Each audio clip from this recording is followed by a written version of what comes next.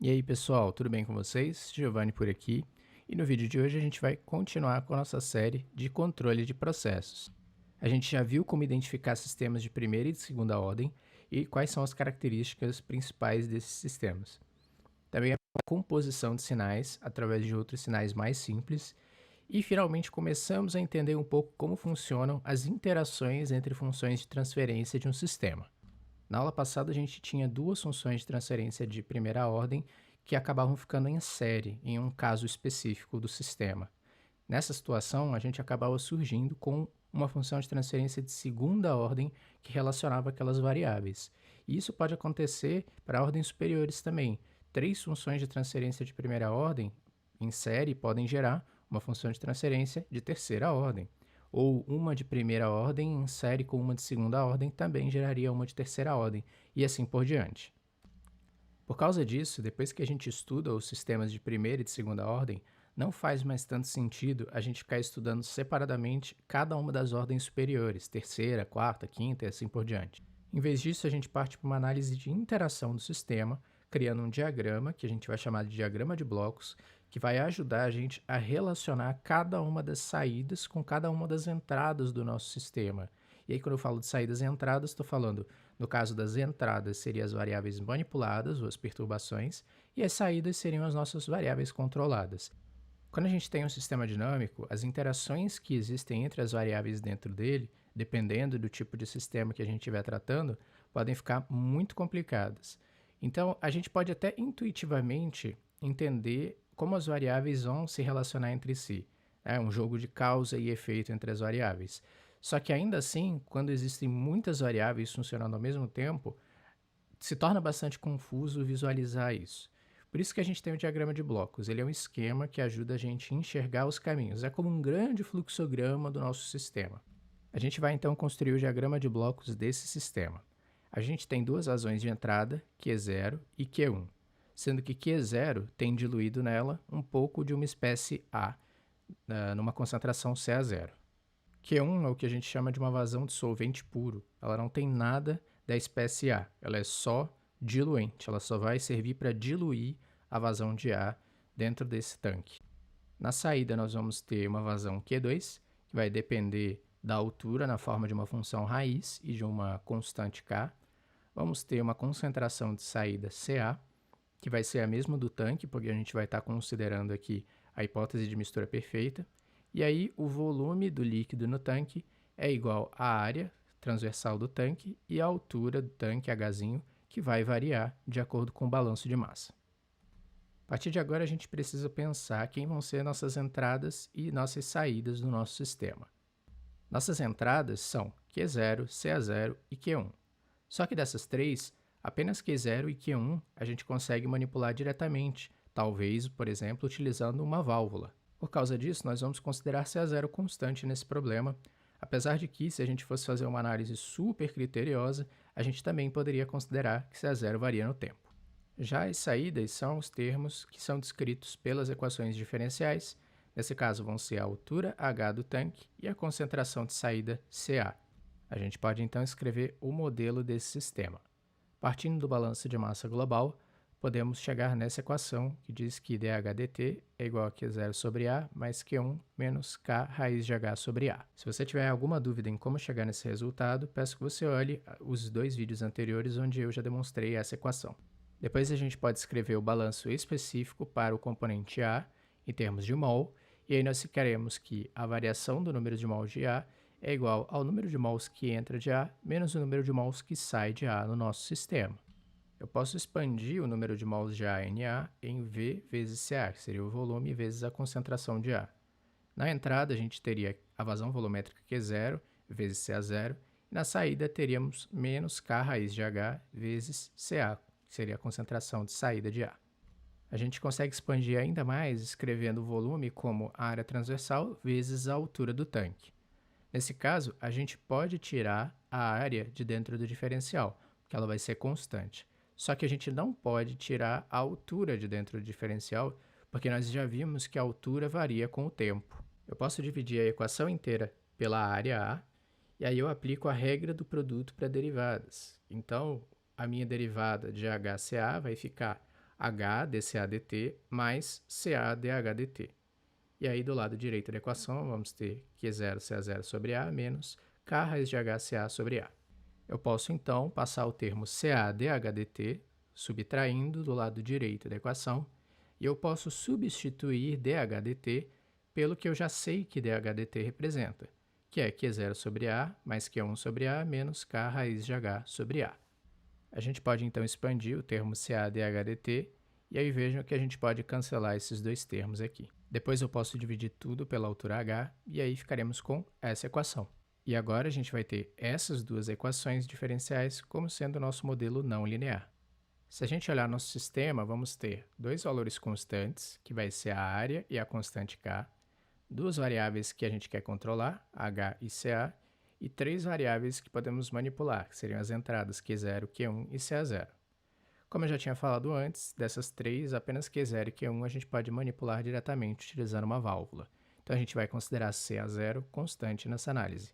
E aí vamos ter que linearizar essas duas funções, uma função de Q0, Q1 e H, e a outra função de Q0, Q1, H e CA, que são exatamente relativas às equações diferenciais 1 e 2 que a gente conseguiu modelar.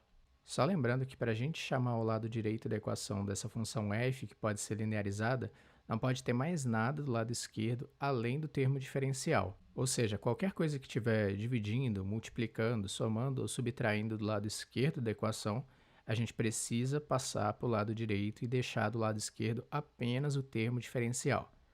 Já que a gente tem, então, um sistema não linear, nós vamos utilizar a série de Taylor para linearizar esse sistema. Na equação 1, a gente tem interesse de linearizar em relação a Q0, Q1 e da altura h.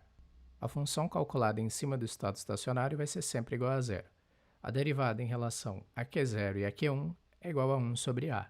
E a derivada em relação a h é K 2A raiz de h. Nesse caso vai ser negativo porque o termo estava subtraindo na equação. Já a segunda equação diferencial vai depender de Q0, Q1, H e CA. Se a gente calcular todas as derivadas parciais, vamos ficar com essa equação linearizada. O próximo passo seria aplicar as variáveis desvio também no termo diferencial. Vocês podem ver que eu pulei algumas etapas aqui. Se vocês tiverem alguma dúvida nesse passo, também sugiro que assistam os vídeos anteriores. Deixar em formato de primeira ordem seria passar o termo que está no lado direito e depende da mesma variável do termo diferencial para o lado esquerdo. No caso da primeira equação, é o termo h barra, e no caso da segunda equação, o termo ca barra. Vocês podem estranhar um pouco que agora a gente tem, tanto na primeira quanto na segunda equação, uma dependência de mais do que uma variável ao mesmo tempo. Na primeira equação, h vai depender de Q0 e Q1, e na segunda equação, ca vai depender de Q0, Q1 e de h. Vou mostrar para vocês como a gente vai poder escrever as funções de transferência nesse formato e como o uso delas vai ajudar a gente a entender a dependência entre essas variáveis. A gente pode encarar aquelas equações que a gente viu anteriormente genericamente como essa equação aqui. E aí vocês podem ver que em vez da gente ter só um c e um x, que seria c a constante e x a variável manipulada, agora a gente tem vários, né? Temos C1x1, C2x2, C3x3 e assim por diante. Vocês lembram que quando a gente tinha uma só variável manipulada, ainda assim a gente dividia tudo pela constante b. A gente vai fazer isso aqui da mesma maneira. Só que agora, como a gente tem várias constantes c, para cada constante c a gente vai ter um ganho de processo. Só que, como a gente vai ter apenas uma constante a constante de tempo do processo vai ser sempre a mesma. Ou seja, a gente vai ficar com várias funções de transferência que vão ter a mesma constante de tempo, mas ganhos diferentes dependendo da variável manipulada. E aí a resposta da variável y vai ser igual à soma das respostas de cada uma das variáveis x, que são as variáveis manipuladas. Se eu fosse escrever um diagrama de blocos para aquela equação genérica que eu mostrei, que depende de x1, x2 e x3, eu ia ter algo parecido com isso aqui. Vocês podem ver que a gente vai ter três funções de transferência, que cada uma tem o seu Kp, Kp1, Kp2 e Kp3, mas tal P é igual para todas. x1, x2 e x3 vão ser as entradas e elas vão estar interferindo na sua respectiva função de transferência. E aí, no final, o sinal de saída de cada uma das funções de transferência é somado dentro de um bloco de soma, que tem essa letra sigma maiúscula, E aí sim nós vamos ter a resposta final de ys. Agora a gente vai voltar para o nosso sistema inicial e assumir alguns valores numéricos para reduzir a quantidade de notação que tem lá. Se eu definir valores para a, k, q0, q1 e ca0, as variáveis h e ca já podem ser definidas, elas já estão amarradas pelas equações do modelo no estado estacionário. Eu defini então a igual a 1, k igual a 3, q0 igual a 2, q1 igual a 7, ca0 igual a 0,9. E aí h vai ter que ser obrigatoriamente igual a 9 e ca igual a 0,2. Lembrando que em negrito a gente está falando das variáveis no estado estacionário. A gente pode definir as equações, então, como sendo dh dt mais 0,5h igual a q0 mais q1. Eu dividiria tudo por 0,5, que seria a minha constante b, né? E aí ficaria com 2dh dt mais h igual a 2q0 mais 2q1. Na segunda equação, o termo b já é igual a 1. Então, a gente vai ficar com dca dt mais ca igual a 0,08q0 menos 0,022q1. O termo que multiplicava por h ficou igual a zero. Eu vou poder, então, escrever essas quatro funções de transferência. h variando em relação a q0, h variando em relação a q1, ca variando em relação a q0 e ca variando em relação a q1. Se eu for, então, escrever o diagrama de blocos desse sistema, eu vou ficar com algo semelhante a isso aqui. Vamos ter q0 influenciando parte da resposta de h e também parte da resposta de ca. E Q1 também influenciando parte da resposta de H e parte da resposta de CA. A gente pode simular a resposta desse sistema em diferentes situações. Vamos supor que Q0 vai ser igual a zero e vai haver um degrau unitário em Q1. Nesse caso, todo o caminho pontilhado vai ter sinal igual a zero, não vai passar sinal por ali. Mas o caminho em que a linha é cheia vai passar um sinal de degrau unitário. Vamos ter, então, uma influência de degrau unitário em H e uma influência de degrau unitário em CA também. Simulando a resposta ao degrau unitário, vamos ter o gráfico de H como a linha preta e o gráfico de CA como a linha verde. A gente pode ver que a resposta de H tende a 2 e a resposta de CA tende a menos 0,022. Isso faz sentido, porque se a gente aumentar a vazão de Q1, a gente vai estar essencialmente botando mais líquido dentro do tanque, então o nível dele tem que subir. Só que, como o volume do tanque vai aumentar, a concentração de ar deve diminuir dentro do tanque. Se a gente trocar agora a configuração e Q1 foi igual a zero e Q0 sofreu uma perturbação de grau unitário, vamos ter o caminho de linha cheia como sendo o caminho onde passa o sinal de degrau unitário e o caminho pontilhado sendo igual a zero, não vai passar sinal. Simulando então a resposta de H e CA ao degrau unitário, vamos ter que H é a linha preta e CA a linha verde. Veja que H continuou com a resposta igual, porque a função de transferência em relação a Q0 é igual à função de transferência em relação a Q1. A resposta de CA vai ser bem diferente da resposta anterior, já que a gente vai ter uma função de transferência diferente.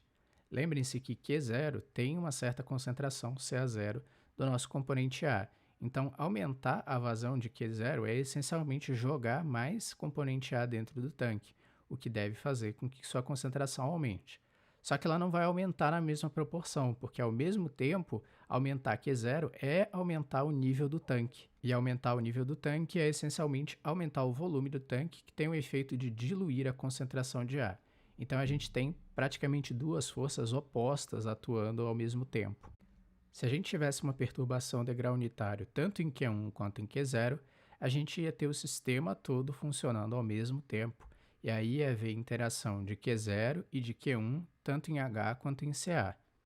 A resposta final de H, por exemplo, ia ser igual à soma dos ganhos vezes a amplitude do degrau. E a mesma coisa funcionaria para a resposta final de CA. Simulando a resposta final, a gente pode ver que a resposta de H vai tender ao valor de 4, enquanto a resposta final de CA vai tender ao valor de 0,068. É interessante ver que o valor final de CA é menor se a gente tem influência das duas variáveis ao mesmo tempo do que se a gente tivesse influência apenas em Q0.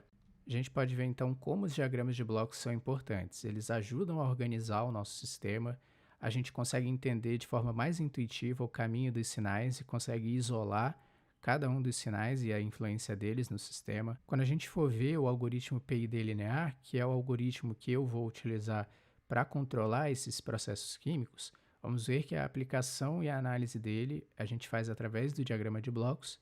E por fim, alguns programas eles já vêm equipados para simular processos dinâmicos através de diagramas de blocos. A gente tem o Xcos do Scilab e o Simulink do MATLAB. Tanto o sistema dinâmico que a gente viu nesse vídeo, quanto os outros sistemas dinâmicos que eu simulei nos vídeos anteriores, eu fiz a simulação através desse módulo Xcos do Scilab. O Xcos é um módulo do Scilab que permite que a gente desenhe o diagrama de blocos do nosso sistema e simule a resposta dele ao longo do tempo, utilizando alguns blocos especiais. Esse diagrama que eu estou trazendo na imagem foi exatamente o que eu utilizei no Xcos para simular o sistema dinâmico que a gente apresentou nesse vídeo. A melhor parte para mim de utilizar o Scilab e o Xcos é que eles são totalmente gratuitos, então você pode simplesmente ir no site deles e baixar o programa. No próximo vídeo eu pretendo fazer um tutorial de como utilizar o Xcos para simular processos dinâmicos, mas se você utiliza o Simulink do MATLAB, não tem problema, porque todo o processo é completamente análogo. E é isso aí, pessoal. A gente chegou no final de mais um vídeo. Eu agradeço muito por vocês terem ficado até aqui e espero que os vídeos estejam ajudando vocês de alguma forma. Se vocês gostaram do vídeo, não se esqueçam de deixar um like. Também se inscrevam no canal e ativem as notificações se vocês acharem que esse conteúdo é legal para vocês. Ah, e lembrando também que qualquer dúvida que vocês tiverem, podem deixar nos comentários que eu vou tentar responder todo mundo. Espero vocês no próximo vídeo, então. Tchau!